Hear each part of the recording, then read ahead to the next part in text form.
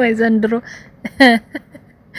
ወይ ዘንድሮ ወይ ዘንድሮ ወይ ዘንድሮ ሰው ሆነ ዝንጀሮ።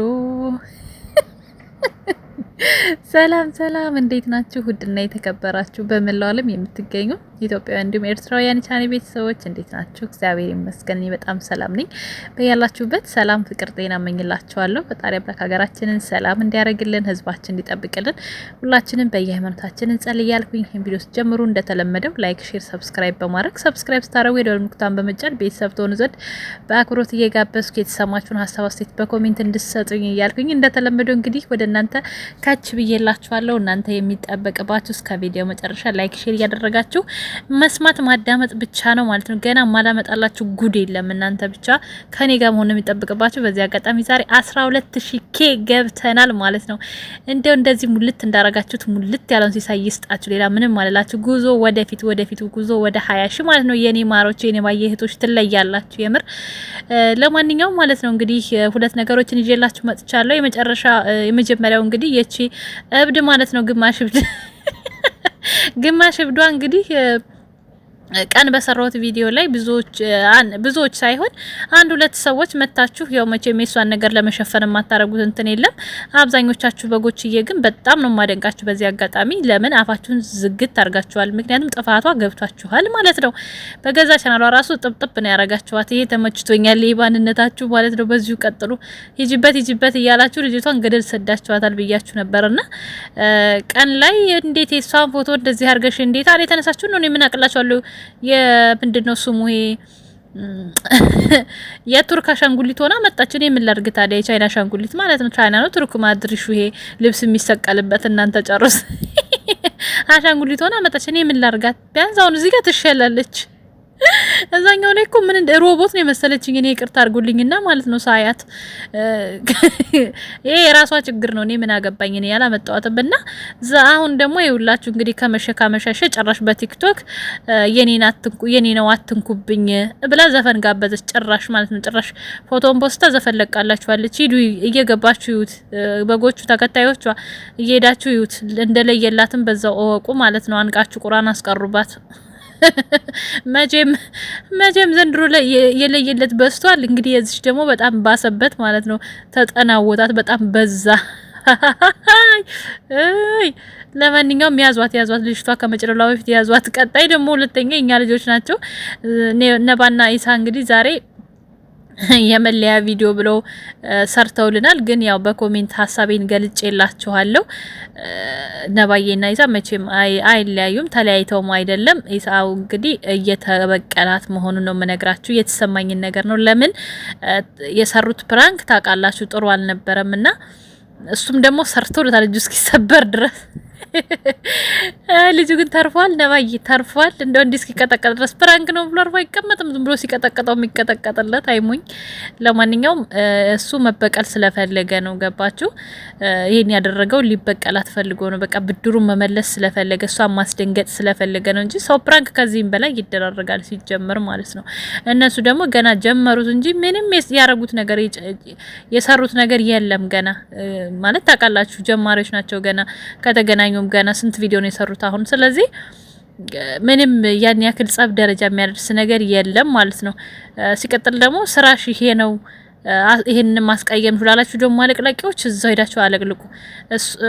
ነባ ማንንም ማስቀየም አታውቅም በነገራችን ላይ ማለት ነው። አሙን ቢሆን በቃ ብዙ ተለማምጧል፣ ብዙ ሆናለታለች እውነት ለመናገር ማለት ነው። እሱ ነው እንጂ እየተቀለሰለሰ ጉዴ ሰራት። ያው መጨረሻ ላይ ደግሞ ጉር ተሰራ፣ እሱም ጉር ተሰራ። ገና እድሜ ብዙ ያሳየናል። ዝም ብላችሁ ጠብቁ። እኔማ ብያችሁ ነበር አይደል ቤተሰቦች፣ ብያችሁ ነበር። ይሄ ነገር ዝም ብላችሁ ጠብቁ፣ መጨረሻውን አስደግፈው እንደምትሄድ ጠብቁ እያልኳችሁ ነበረ። እግዜር ስጣት እንደው ሳይውል ሳያድር ባይን አሳየኝ አሙ።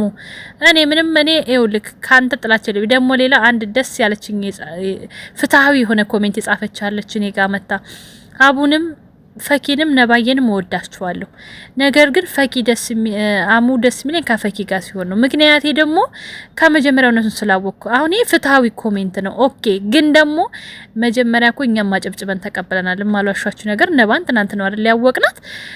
ፈኪና አሙ ሲመጡ እኛ ታውቃላችሁ ቅመሞች እኛ ለራሳችን አንሆንም እንጂ ሰው ለመዳር ለመኳል በቃ አንደኛ ነን። እና በጣም አጨብጭበን የተቀበልናት በቃ ህይወቷ የተሰበረ ነው ትሆነሃለች፣ በርታ፣ ሂዱበት አለና እሷ ለካ የድሮ አመል መቼም ያለባቸው አመል እኮ አይለቅም አይጣል ነው። አመጣችሁ የጭጋጅ ራሱ ሲለያዩ እንደውም እሱ እንደውም ጨዋ ነው። አሙ እንደውም ምንም አልተናገራትም። ዘከዘከችው ስጦታ ተነጋግረው እንደሚሰጣጡ አረ ምን ስንቱ ምን ያላለችው ነገር አለ። ወንፊት ራሱ እኮ ቆሻሻውን ከንጹህ ለይቶ ያስቀራል። የእውነት እንዴ ፈኪ እኮ ምንም ወንፊት ራሱ ዘክዛካ በቃ እንዴት ልበላች ዘክዛካ ወንፊት። አሁን ገብስ ብነፉበት የገብስ ዱቄት ኪሳራ ነው የሚሆነው። ምክንያቱም ገብሱን እንዳለ አሰሩን ያወርድባቸዋል። ስለዚህ ወንፊት ጠቅጣቃ ወንፊት ነው ለገብስ የሚያስፈልገው። እሷ የጤፍ ወንፊት ናት በቃ ፈኪ ማለት የጤፍ ወንፊት ማለት ዘግዛካም ቢሆን አዲ ብዙ ቆሻሻ የለው የሚወርድ ነገር ገባችሁ? ተግባብተናል ብዬ አስባለሁ አይደለ? ስለዚህ አመጣችና ዝግዝግ አረገችው። ታዲያና ምን ብለን ነው ተመልሰው ሲገናኙ አጨብጭበን እንድንቀበል የፈለጋችሁት? ምን ሰርታ አጨብጭበን እንቀበል ጋይስ?